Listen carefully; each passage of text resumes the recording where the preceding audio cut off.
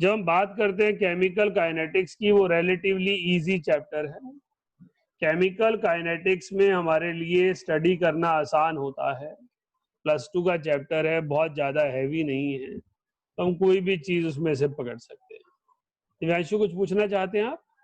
Yes sir. बोलिए। Sir एक बार वो वाला ऑटो रिडॉक्स में जब हम एन फैक्टर बैलेंसिंग के लिए करते हैं वो वाला, वो बाद में करवाता हूँ, काइनेटिक्स शुरू कर लिए, बाद में समझाता हूँ। तो हमारे पास काइनेटिक्स में मैंने आपको कहा है हम 3 चीजों पे मेन फोकस करेंगे: temperature coefficient, Arrhenius equation and effect of catalyst. तो जब हम बात करते हैं टेम्परेचर कोफिशिएंट की, तो टेम्परेचर कोफिशिएंट क्या है? टेम्परेचर कोफिशिएंट है how the rate of reaction will change when there is 10 degree rise in temperature. So this is an expression which says rate 2 is equals to rate 1 into theta raised to power T2 minus T1 upon 10। Temperature coefficient कहता है कि आपके पास 10 degree rise in temperature से rate of reaction कितने times increase होगा। ये theta जो है वो टेम्परेचर कोफिशिएंट है। इस थीटा की वैल्यू जनरली 2 to 3 रेंज होती है, तो एग्जामिनर आपको कोई भी वैल्यू दे सकता है। तो जब आपको इसका लॉग फंक्शन निकाल के इसको सॉल्व करना होगा, तो आप R2 by R1 ले लें, that is equals to theta divided by dt upon 10 ले लें। तो आप जब लॉग लोगे तो ये dt की वैल्यू, आप थीटा की वैल्यू आपके पास खुद ही निकल जाएगी। तो टेम्परेचर कोफिशिएंट एक ऑब्जर्वेशन है जो कहता है मैं 10 डिग्री टेम्परेचर राइज करके रेट ऑफ रिएक्शन कितने गुना बढ़ा सकता हूं। हमने कहा जो रेट ऑफ रिएक्शन चेंज होता है ये बेसिकली रेट कांस्टेंट के कारण चेंज होता है, इसलिए टेम्परेचर कोफिशिएंट के एक्सप्रेशन को आप रेट चेंज से भी निकाल सकते हैं और रेट कांस्टेंट के चेंज से भी निकाल सकते हैं। टेम्परेचर कोफिशिएंट एक ऑब्जर्वेशन का नाम है जिसका बेस बनाया गया 10 डिग्री चेंज इन टेम्परेचर।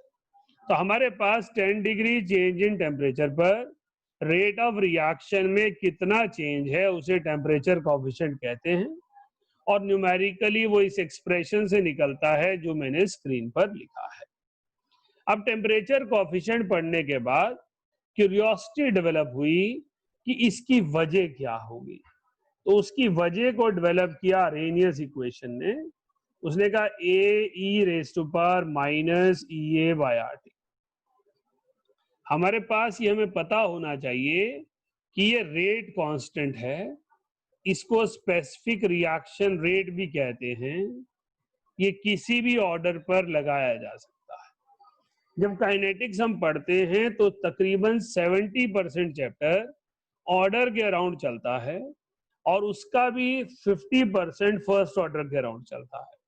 तो बच्चे को लगने लगता है कि ये एक्सप्रेशन भी फर्स्ट ऑर्डर का है, बट ऐसा नहीं है। ये किसी भी ऑर्डर पर लगाया जा सकता है। ये एक्सप्रेशन है जो ऑर्डर इंडिपेंडेंट है।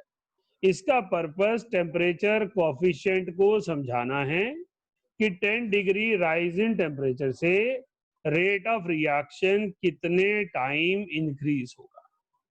इसमें जो A है उसको हम फ्रीक्वेंसी फैक्टर कहते हैं। ये एक रिएक्शन के लिए कांस्टेंट रहता है, टेम्परेचर चाहे कोई भी आप ले रहे हैं। ये वैल्यू जो है वो maximum value of rate constant है। तो रेट कांस्टेंट की मैक्सिमम वैल्यू क्या होगी वो A है। इसके जो यूनिट्स हैं वो बताते हैं कि ऑर्डर क्या होगा। तो units of A relate K with order. तो अगर आपको लगता है कोई इंटीग्रेटेड रेट लॉ का एक्सप्रेशन इसके साथ ब्लेंड करना है तो सबसे पहले आपको A के यूनिट चेक करने हैं। A के यूनिट बताएंगे कि आपको K का एक्सप्रेशन 0 ऑर्डर का लेना है या फर्स्ट ऑर्डर का लेना है। जब हम इन डिटेल पढ़ रहे होते हैं काइनेटिक्स तो हम fractional order, second order, third order भी कुछ ना कुछ लिख लेते हैं, लेकिन जब लास्ट मिनट रिवीजन पर हैं तो ध्यान रखें कि ऑर्डर से रिलेटेड 90% क्वेश्चन सिर्फ जीरो ऑर्डर और फर्स्ट ऑर्डर पर है। तो प्रोबेबिलिटी जो है जीरो ऑर्डर और फर्स्ट ऑर्डर की ज्यादा है, तो उसमें कोई गलती नहीं होनी चाहिए। एडवांस तो आप जो मर्जी पढ़ लीजिए, कोई दिक्कत नहीं है, लेकिन वो मिनिमम क्राइटेरिया है जिसमें एरर का कोई स्कोप नहीं। E raise to power minus E A by R T, इसे हम कहते हैं fraction of molecules, fraction of molecules with effective collisions. ये वो फ्रैक्शन ऑफ मॉलिक्यूल है जिसमें इफेक्टिव कोलिजन्स होना है। तो E raise to power minus E A by R T हमारे पास fraction of molecule with effective collision बताता है। Fraction of molecule with effective collision वो होते हैं जिनकी एनर्जी एक्टिवेशन एनर्जी से ज्यादा है। तो जब हम केमिकल काइनेटिक्स की तैयारी कर रहे हैं, ऑर्डर वगैरह पर बहुत सारा काम हो चुका हो, तो अरेनियस इक्वेशन को हमें तैयार करना है। जब हमने इस एक्सप्रेशन की वैल्यूज को समझा, तो इसको कैलकुलेट कैसे करना है, वो ये एक्सप्रेशन है। अब क्योंकि ये एक्सप्रेशन भी स्ट्रेट लाइन इक्वेशन का है, तो इसमें आपके पास 1/t वर्सेस log k का एक्सप्रेशन आ जाता है, नेगेटिव स्लोप के साथ है, log a है माइनस EA/2.303R है। तो हमारे पास अरेनियस इक्वेशन में हम रेट कांस्टेंट इस तरीके से कैलकुलेट कर सकते हैं, फ्रीक्वेंसी फैक्टर से कैलकुलेट कर सकते हैं। जिस रिएक्शन को आप T इन्फिनिटी पर स्टडी करें या आप EA की वैल्यू 0 ले लें, उस रिएक्शन में आपके पास K और A बराबर हो जाएंगे। जब आपके पास वैल्यूज जो हैं वो इस तरह से रेंज करेंगी कि हमारे पास EA की वैल्यू आपने 0 ले ली और T की वैल्यू इन्फिनिटी ले ली, ईदर ऑफ द टू, तो K A के बराबर होगा। That is the maximum value of rate constant. तो हमारे पास अरेनियस इक्वेशन कहती है when temperature is very high, all reaction attain maximum effect of maximum value of rate constant. EA जब 0 हो जाता है तो अरेनियस कहते हैं ऐसे रिएक्शंस पर टेम्परेचर चेंज का कोई इफेक्ट नहीं।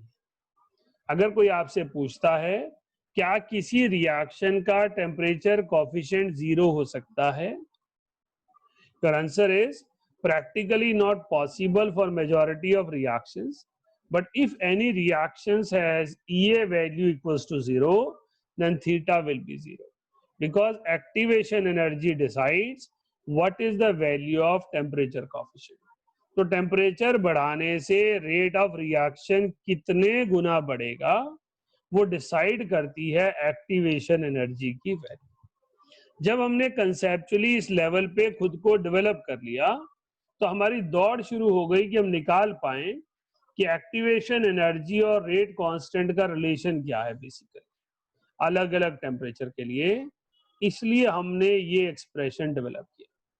ये एक्सप्रेशन हमें बताता है कि जब मैं टेम्परेचर में कोई चेंज करूंगा तो रेट में कितने का चेंज आएगा, वो एक्टिवेशन एनर्जी पे डिपेंड करता है। तो ये बताता है कि जिस रिएक्शन की एक्टिवेशन एनर्जी ज्यादा है उसका रेट चेंज ज्यादा होना है जब टेम्परेचर इंक्रीज होना है। रिपीट कर रहा हूं, अरेनियस इक्वेशन जब आपने तैयार करनी है तो सबसे पहले K, A और E raise to power minus EA/RT इन तीनों के कंसेप्चुअल मीनिंग समझने हैं।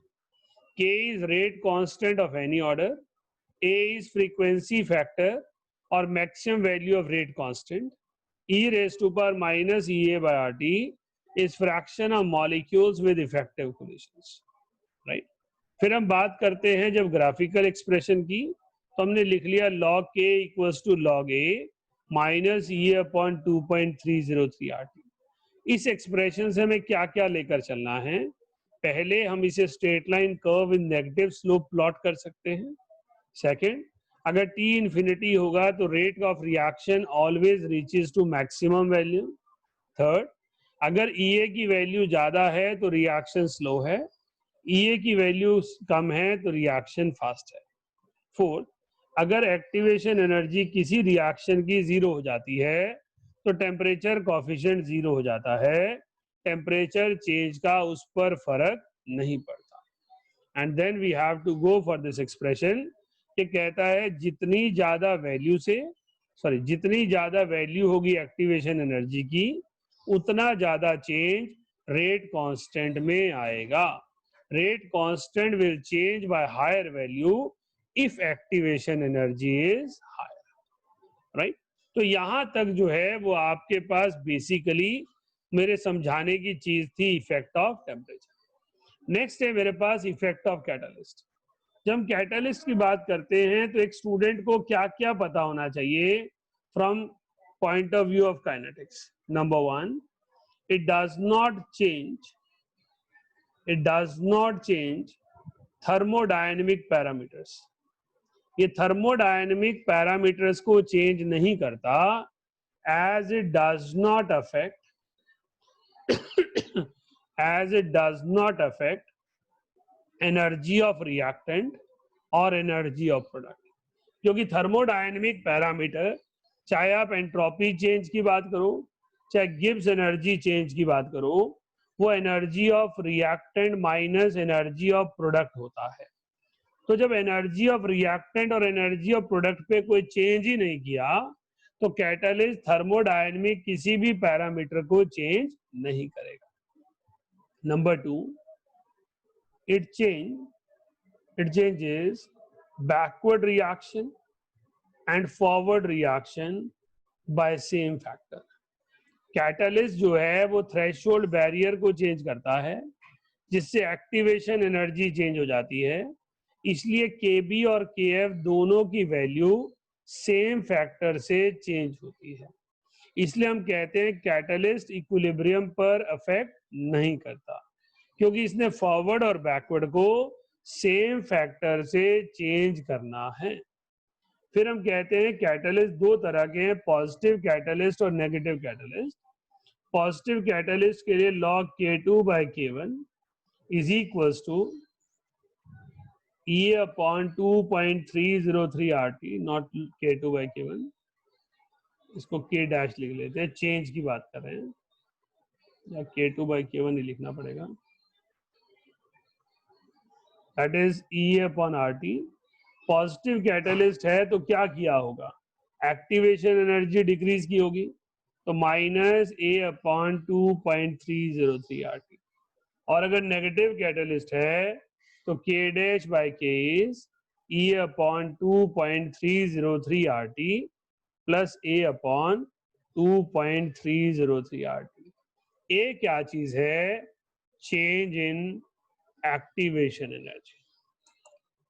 तो हमने कहा कैटलिस्ट रेट ऑफ रिएक्शन को कैसे अफेक्ट करता है, by affecting activation energy.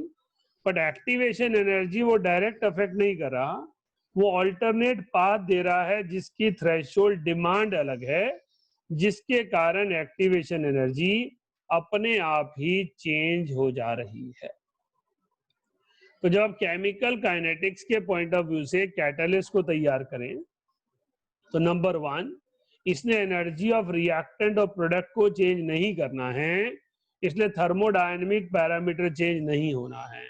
Number two, इसने ऑल्टरनेट मैकेनिज्म देना है जिसकी थ्रेशोल्ड डिमांड कम या ज्यादा हो जाएगी, तो ये फॉरवर्ड और बैकवर्ड रिएक्शन को सेम ईज से चेंज करेगा। नंबर थ्री, अगर पॉजिटिव कैटलिस्ट है तो एक्टिवेशन एनर्जी कम करेगा, नेगेटिव कैटलिस्ट है तो एक्टिवेशन एनर्जी डिक्रीज करेगा। वेट मैंने कुछ गड़बड़ किया है, जस्ट वेट। अगर मेरे पास पॉजिटिव कैटलिस्ट है तो उसने एक्टिवेशन एनर्जी जो है वो डिक्रीज की है, जिसके कारण रेट ऑफ रिएक्शन जो है वो चेंज हो गया।